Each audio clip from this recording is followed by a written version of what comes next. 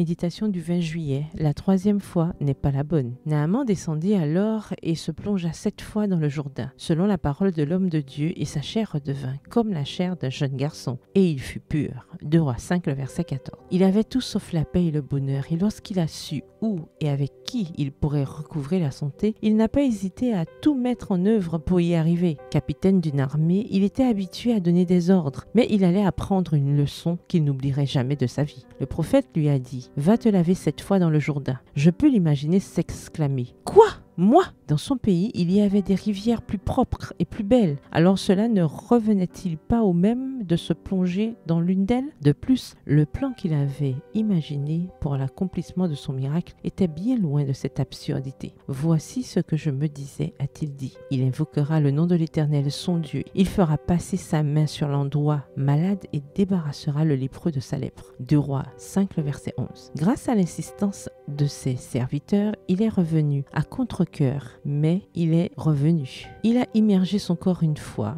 il ne s'est rien passé. Vous est-il déjà arrivé d'entreprendre un projet qui n'a pas fonctionné la première fois? Ou peut-être avez-vous travaillé sur 2 ou 3 fois pour obtenir votre miracle et Dieu semble distrait? Si c'est le cas, nous devons probablement nous arrêter pour demander au Seigneur quel est ton plan. Le miracle aurait pu se produire dès la première fois que Naaman est entré dans l'eau. En fait, il aurait très bien pu se produire comme il l'avait prévu. Après tout, son approche pour la résolution du problème n'était pas mauvaise. Ce qui n'allait pas, c'est que son orgueil ne lui permettait pas de donner raison à Dieu. Souvent, 3 tentatives ne suffisent pas et le Seigneur nous humilie une 4e et une 5e fois et même une 7e jusqu'à ce que notre sagesse soit brisée et que nous ayons appris à obéir sans maugréer. Le pouvoir n'était pas dans l'eau, le pouvoir n'était pas dans le chiffre 7, bien qu'il soit l'un des chiffres préférés de Dieu. Humilié mais heureux, le lépreux a appris qu'on ne remet pas en question les ordres de Dieu, on y obéit. Le pouvoir était dans l'obéissance. Je ne sais pas dans quel fleuve, entre guillemets, Dieu veut vous purifier. Mais si vous y êtes, laissez tomber vos préjugés, laissez tomber vos plans, car les projets de Dieu pour vous sont meilleurs. Quand vous sortirez de ce fleuve, vous serez guéri et pur, libéré de la tâche de l'orgueil, et vous aurez appris la plus grande leçon, l'obéissance par la foi. Et je serai heureuse avec Jésus pour toujours. PS, heureuse en obéissant par la foi. Bonne journée, que l'Éternel vous bénisse.